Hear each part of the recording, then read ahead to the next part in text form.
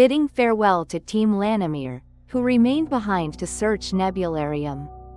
Chris and others were guided to Termina, the site housing the intercity teleportation devices.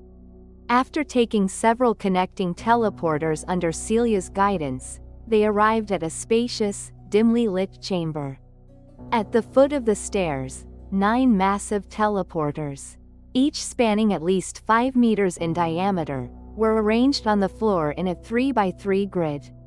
The inscribed omens each bore distinct, intricate designs. Glowing with a pale blue light amidst the darkness, the teleporters looked almost like flying carpets suspended in the night.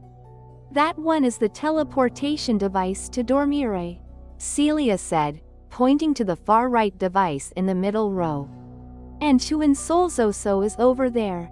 She traced her finger straight to the left, indicating the device on the far left.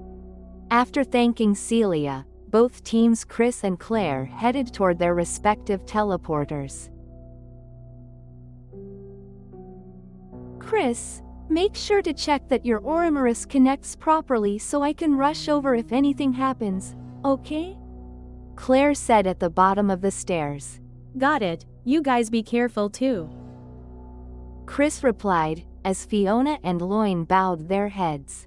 Standing before the device, Chris and his companions exchanged glances. They nodded to one another and stepped onto the teleporter simultaneously.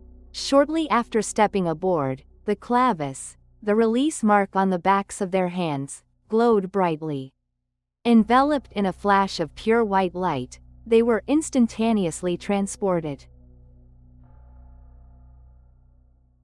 The location where they arrived was no different from the Termina in Nebularium. The sole distinction was that they were now standing on the top right teleporter of the 9.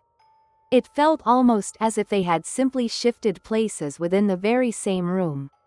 However, the display on the Oromorus had updated from Nebularium Termina to Insolzoso Termina. Their current location showed the deepest point at the center of a duck-shaped island. Except for Chris and his group, the space was entirely deserted.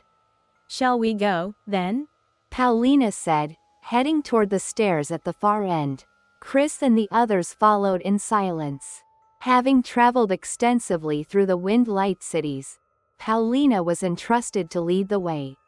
The teleporter at the top of the stairs was somewhat smaller than the intercity models, yet still large enough to comfortably hold about 20 adults. Following Paulina's signal, everyone stepped onto the platform together once more.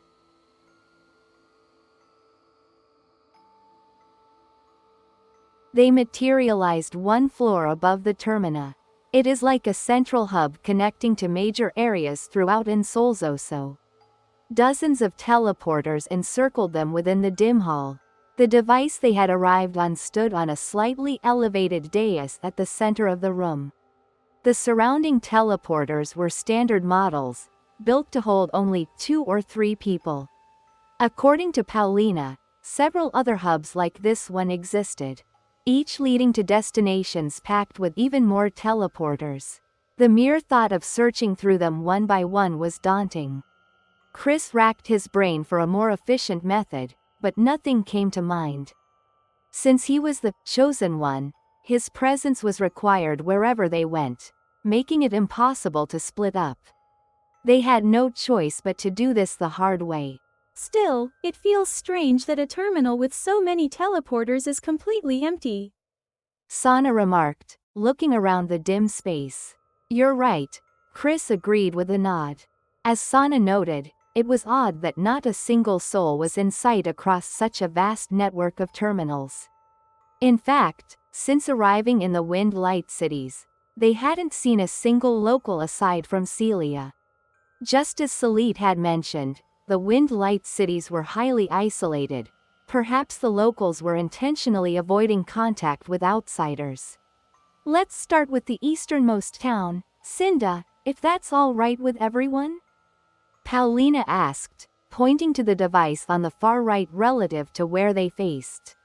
Until they found the Ventus, they would ultimately need to check every single teleporter anyway. Since the Oromarus marked areas they had already explored, there was little risk of missing a spot no matter where they started. Still, Paulina suggested working systematically from one edge to the other for simplicity's sake. The teleporter at the edge of this terminal led straight to Cinda, the town on the island's eastern fringe.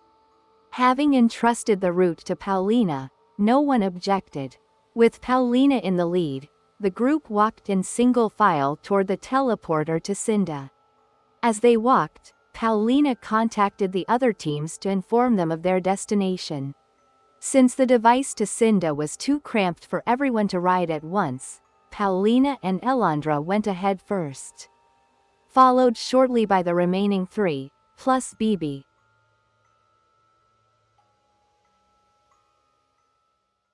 They emerged into a remarkably narrow space. Including the one they had just used, there were only 3 teleporters in total. This was because Cinda was a small harbor town compared to the other districts. At a depth of 50 meters underground, this was the deepest floor.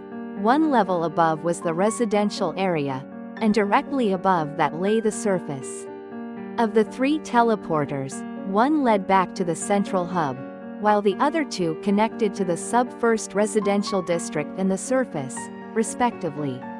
They decided to explore the residential district on the level above first. Tormi had advised them not to hold any preconceived notions, as there was no telling where the crystal element might be hidden. Tightening his grip, Chris unsheathed his dagger, scabbard and all, holding it ready in his hand to ensure nothing slipped past his notice.